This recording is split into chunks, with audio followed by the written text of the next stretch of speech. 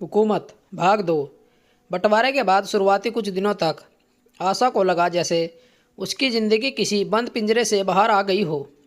अब वह अपने मन से उठती, अपने मन से सोती, अपने मन का खाना बनाती। किसी की रोक टोक नहीं, कोई टोका टाकी नहीं। वह अपने पैसों को जमकर खर्च करती। महंगे कपड़े, जूते, पर्स, मेकअप। लोग कहते, वाह आशा, तलाक के बाद तो तुम और ही ग्लो कर रही हो। आशा को यह सब अच्छा लगता था। उसे लगता था कि उसने सही फैसला लिया था। अकेले रहना ही बेहतर है। लेकिन असली कहानी तो अब शुरू होने वाली थी। एक दिन आशा अपनी सहेलियों के साथ कैफ़े में गई। वहीं उसकी मुलाकात अर्जुन से हुई। लंबा, स्मार्ट और बेहद मीठी बातें करने वाला लड़का। उसने जैसे ही आशा को देखा, उसकी आंखों में एक चमक उभर आई। अर्जुन ने कहा, आपकी स्माइल बेहद खूबसूरत है। आशा के दिल में पहली बार किसी ने इतनी नरमी और प्यारे अंदाज से बात की थी। वह चाहकर भी अपनी मुस्कान रोक ना पाई। अर्जुन उससे बार बार मिलने लगा। कभी कॉफ़ी पर, कभी मूवी पर, कभी पार्क में लंबी वॉक पर। धीरे धीरे आशा को लगा कि शायद उसकी ज़िंदगी उसे दोबारा मौका दे रही है। उसके मन की सूखी ज़मीन पर जैसे कोई नई बारिश हो गई हो। अब आशा हमेशा सज संवर कर रहने लगी। वह घंटों अर्जुन से बातें करती। अर्जुन भी बहुत मोहब्बत दिखाता और बोलता, मैं तुम्हारे लिए कुछ भी कर सकता हूँ। तुम मुझे इस दुनिया की सबसे मजबूत और खूबसूरत औरत लगती हो। अंजलि और विशाल को जब आशा के कड़क स्वभाव से अचानक बदलाव दिखा तो उन्हें बहुत अच्छा लगा। अंजलि कई बार चुपके चुपके मुस्कुराती और सोचती, किसी का प्यार इंसान को कितना बदल देता है। लेकिन किस्मत की असली चाल तो अब चलनी बाकी थी। एक शाम अर्जुन ने आशा का हाथ पकड़कर कहा, मैं तुम्हारे बिना नहीं रह सकता। मैं चाहता हूँ कि हम दोनों शादी कर ले। आशा की आंखों में खुशी की चमक थी। उसे लगा जैसे उसकी ज़िंदगी में एक नई सुबह आ गई है। लेकिन उसने एक बात बताई, अर्जुन, मेरा तलाक हो चुका है। अर्जुन ने मुस्कुराकर कहा, मुझे किसी की परवाह नहीं है। तुम मेरे लिए बिल्कुल परफेक्ट हो। आशा उस दिन पहली बार रोई, खुशी के आंसू। आशा ने तय किया कि वह अपने बैंक लॉकर में से थोड़ा पैसा निकालकर अर्जुन के लिए एक सरप्राइज खरीदेगी। वह जाने ही वाली थी कि मोबाइल पर एक नोटिफिकेशन चमका, 10 लाख ट्रांसफ़र टू अर्जुन। आशा के पैरों तले ज़मीन खिसक गई। उसने कभी ऐसा ट्रांसफ़र किया ही नहीं था। वह घबराकर बैंक पहुंची। जांच कराने पर पता चला कि पिछले 2 महीने में उसके अकाउंट से धीरे धीरे कई लाख ट्रांसफ़र हुए थे, सभी अर्जुन के अकाउंट में।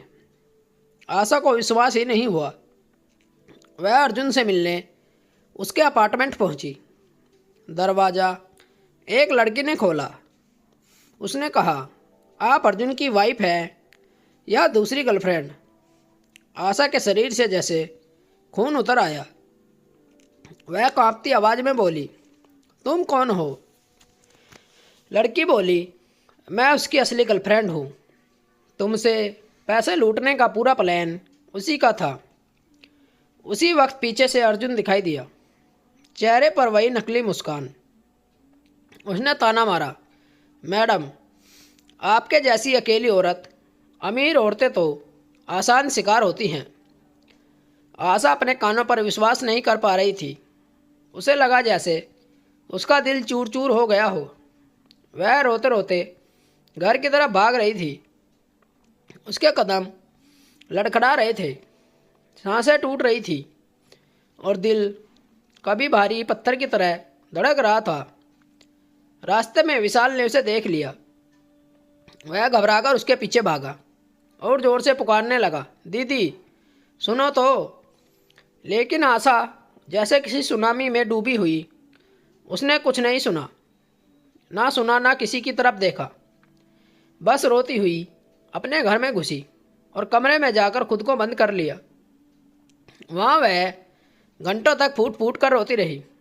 उसके दिमाग में अर्जुन के शब्द हथौड़े की तरह बज रहे थे। आसान शिकार, अकेली अमीर औरत। पहली बार उसे एहसास हुआ कि उसने प्यार समझकर कितना बड़ा धोखा खाया। किसी बड़ी गलती की है। इन्हीं टूटे हुए पलों में दरवाजे पर दस्तक हुई। आशा ने सुना, बाहर अंजलि और विशाल की चिंतित आवाज़ थी। विशाल घबराए हुए स्वर में बोला, बहना क्या हुआ? तो रोती हुई बाहर भाग रही थी। अंजलि बिना कुछ पूछे एक पल खोए दरवाज़ा खोलते ही उसके दौड़कर पहुंची और उसे कसकर गले लगा लिया। उसने बस उसका सिर सहलाया और उसके आंसू पोंछने लगी। आशा, जो अभी तक अपने दर्द को भीतर छुपाई बैठी थी, अंजलि की गोद में सर रखते ही फूट फूट कर बिखर गई। वह रोते हुए बोली, भाभी मैं टूट गई हूँ। मैंने सबको गलत समझा। आप सबसे अच्छी थी और मैंने ही आपके साथ सबसे बुरा किया। अंजलि की आंखों में आंसू बह निकले। वो सिर्फ उसके सिर पर हाथ फेरती रही। विशाल पास आकर अपनी बहन का हाथ पकड़ते हुए बोला, घर छोड़ देने से रिश्ते नहीं टूटते दीदी, लेकिन वक्त आने पर घर लौट आना यही परिवार होता है। आशा पहली बार सच में पछता रही थी। पहली बार उसे समझ आया कि दुनिया का कोई भी इंसान अपने लोगों से ज़्यादा कीमती नहीं होता है।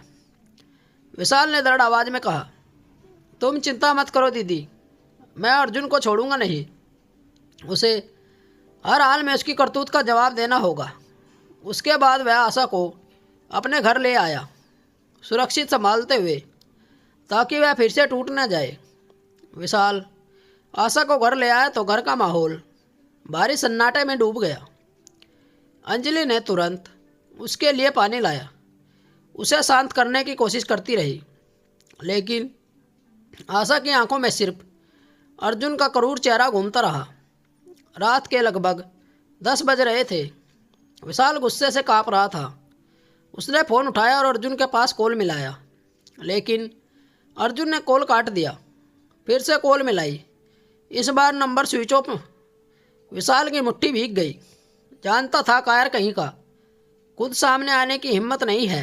इसलिए इधर अंजलि ने आशा को बेडरूम में जाकर उसके लिए दवा और हल्का खाना रखा। आशा अब भी टकटकी लगाए घड़ी को देख रही थी। उसकी आवाज़ टूट रही थी, भाभी मैं तो सोच रही थी कि दुनिया में बुरे लोग बहुत कम होते हैं, पर मुझे पता ही नहीं चला कि सबसे बुरा इंसान मैं मेरे बिल्कुल करीब था। अब विशाल क्या करने वाला है? क्या वह अर्जुन से अपनी बहन का बदला ले पाएगा?